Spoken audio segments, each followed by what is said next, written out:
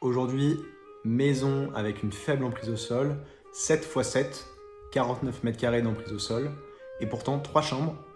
Vous allez le voir, ça s'appelle la He House du studio Helsinger et ça se trouve en Suède. C'est trop bien, vous allez voir. Alors la He House, pourquoi He House? C'est juste le nom de la plage sur laquelle s'implante la maison.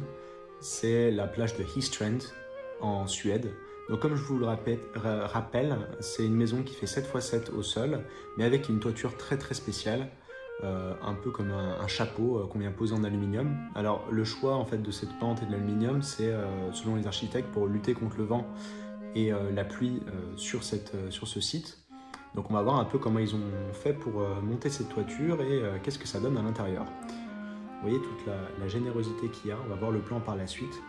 En fait, le plan s'organise au sol avec une chambre plus la pièce de vie et sur la mezzanine, les 2 dortoirs en fait. Et cette mezzanine, en fait, elle est portée par une bibliothèque, ici que vous voyez.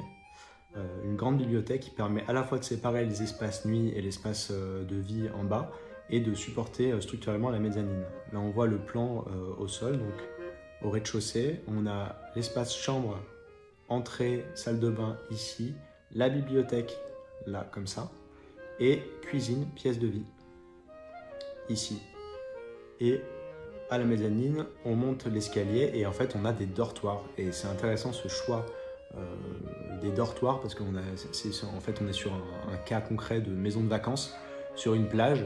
On n'a pas forcément besoin de chambre attitrée et donc en fait, les architectes ont choisi de faire des dortoirs pour les enfants. Et la question du programme et la question du rapport entre les mètres carrés et le programme se pose ici.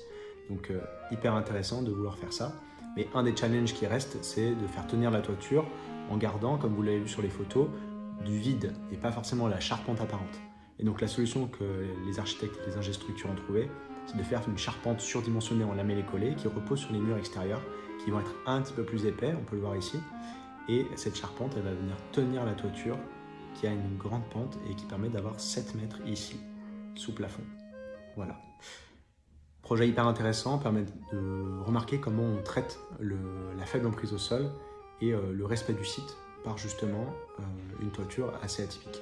Donc clairement en France on ne pourrait pas faire ça au regard des PLU en vigueur, mais c'est quand même inspirant et ça permet de réfléchir un peu en dehors de la boîte sur nos projets.